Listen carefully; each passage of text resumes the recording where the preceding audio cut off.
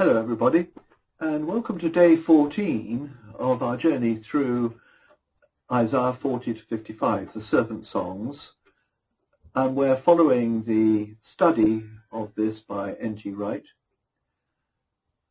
And it's Maundy Thursday today. Easter is fast approaching, Lent is coming to an end, and we're coming to the end of this journey as we look at chapter 55 for the third and final time. On Maundy Thursday, Jesus washed the disciples' feet.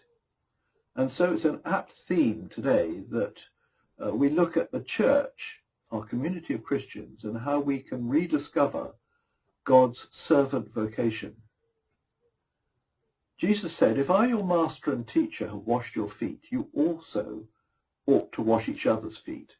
I've given you an example. You should do for each other what I have done for you." So this third reflection on Isaiah 55 follows Tuesday's reflection when Kay talked about the radical invitation to come to the feast, how we may all live in the new creation, and yesterday Ian talked about the end of the exile and recognizing God becoming king.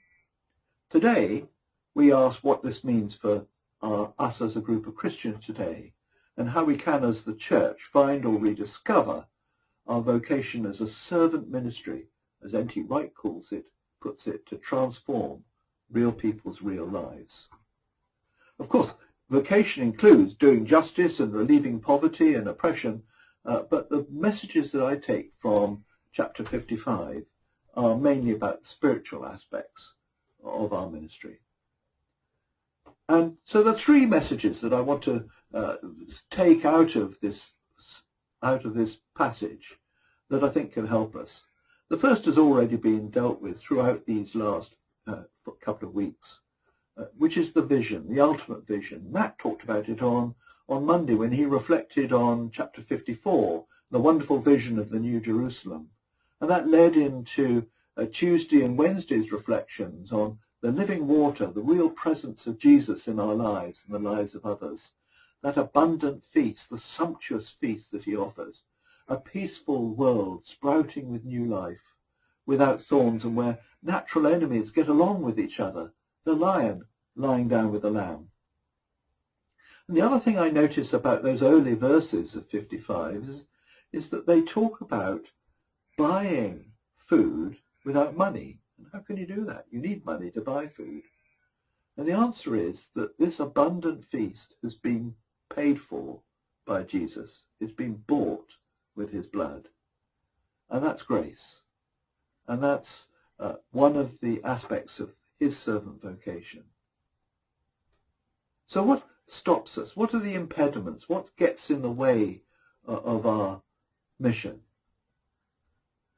We're living in a dangerous and messy world, and it's familiar. Even 2,500 years later, the context is the same. In those days, as is now, Isaiah was saying, why won't they listen? Why won't they come? Why won't they see? 4 times he says it. Listen, come, see. Why do we all work so hard, building up wealth to buy stuff that doesn't really give us the satisfaction we want? Asks Isaiah. Familiar story. We can also get seduced by that within the Christian family. Hard work versus grace. We can also become distracted by all the things that go on around us in the world. I'm much struck by talking to vicars and pastors that I come across and speak to, how much time they have to spend on administration and indeed bureaucracy. We can help with that.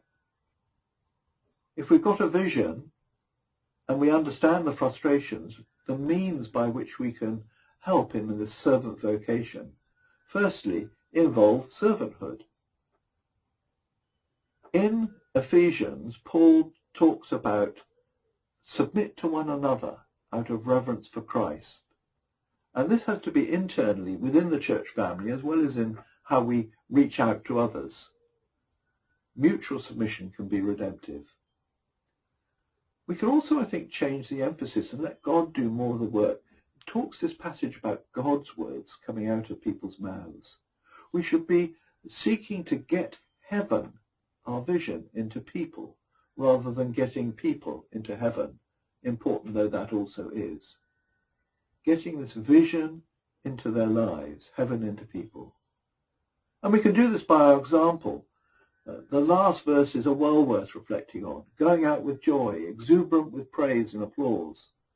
In short, we cannot offer our servant ministry unless humility and submission is also lived by us, unless we lead from the heart by our own witness and beautiful example.